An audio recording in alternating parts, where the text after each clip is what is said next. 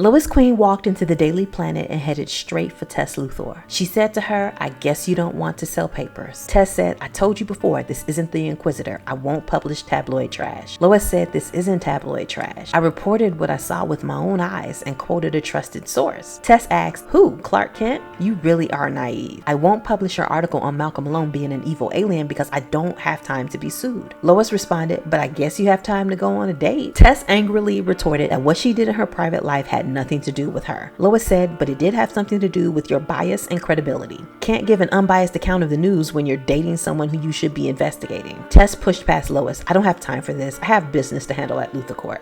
I will not publish that article, and that's final." Tess left the office and Jimmy ran up to Lois. He asked, "Is it true that Malcolm Malone is an alien?" Lois answered him while she walked over to her desk. She said he's actually an evil alien AI, but she decided it would be too much to put that in the first expose on Malone. Jimmy said, "It's a shame that Tess won't print it. People should know who he really is." Lois said, "Who says they won't?" She pressed enter on her computer and posted the article to her blog. Jimmy asked if she thinks Tess will be angry at her for posting the article to her blog. Lois said, "I don't care how Tess feels.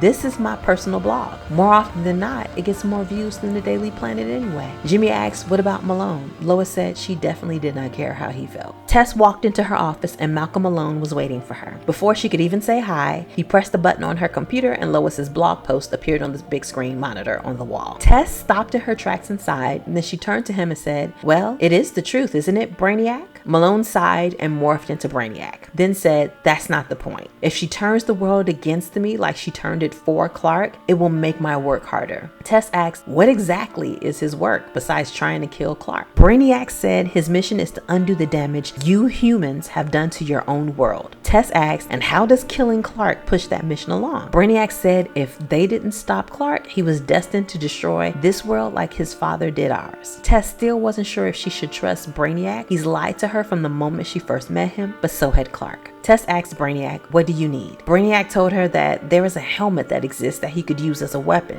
If she could get it for him, he could use his technology to make it more powerful. Tess asked, why couldn't he get it himself? Brainiac said before, all he needed was her influence, but thanks to Lois's crusading, he won't be able to use any of Galaxy Communications' funds to get it. Tess scoffed, "So you want me to convince the owner to sell it?" Brainiac said, "It's more complicated than that. The owner is locked up in a criminal asylum. You will have to not only offer him something he values, as well as getting him to tell you where it is."